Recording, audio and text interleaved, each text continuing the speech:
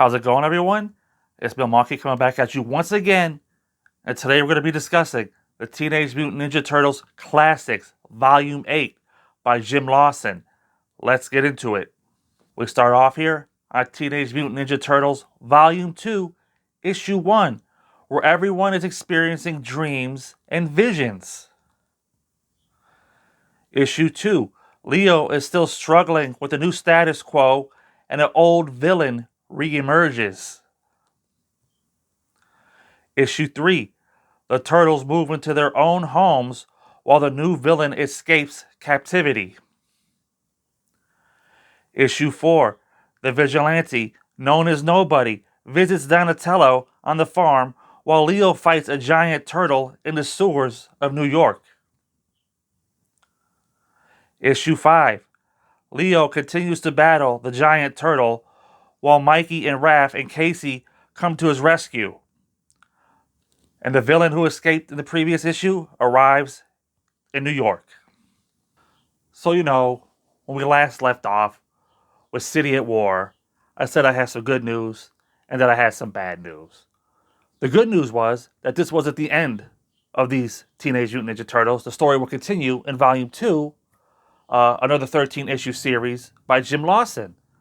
But that was also the bad news as well, because the state of the Turtles at the end of City at War wasn't the Turtles that I was looking for. They're the sad, mopey Turtles, and really wasn't enjoying that. So this volume picks up literally where the last volume left off, with the Turtles in the cave, Splinter in the cave, Donatello in the cave. But they all go their separate ways. Leo, Raph, and Mikey, they're back in New York. They're living with Casey and April in the apartment complex. And they all start having visions, right?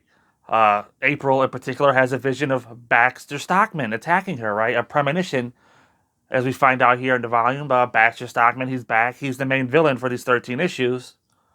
Or, well, for the majority of the 13 issues. But we'll get more into him in the next volume, because here it's just set up of him escaping the DARPA facility where he's been captured and held prisoner these, last few years.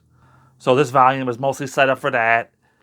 It shows the Turtles, moving into their own homes. Leo goes back to the sewers where he discovers, a giant snapping turtle and a weird fish person. And he fights them for 2 issues. It's just filler fluff. Although I suppose it's the action people come to the TMNT for. It just wasn't very good, in my opinion. It was just there. I wonder what the significance of this giant snapping turtle is. Is he the 5th turtle?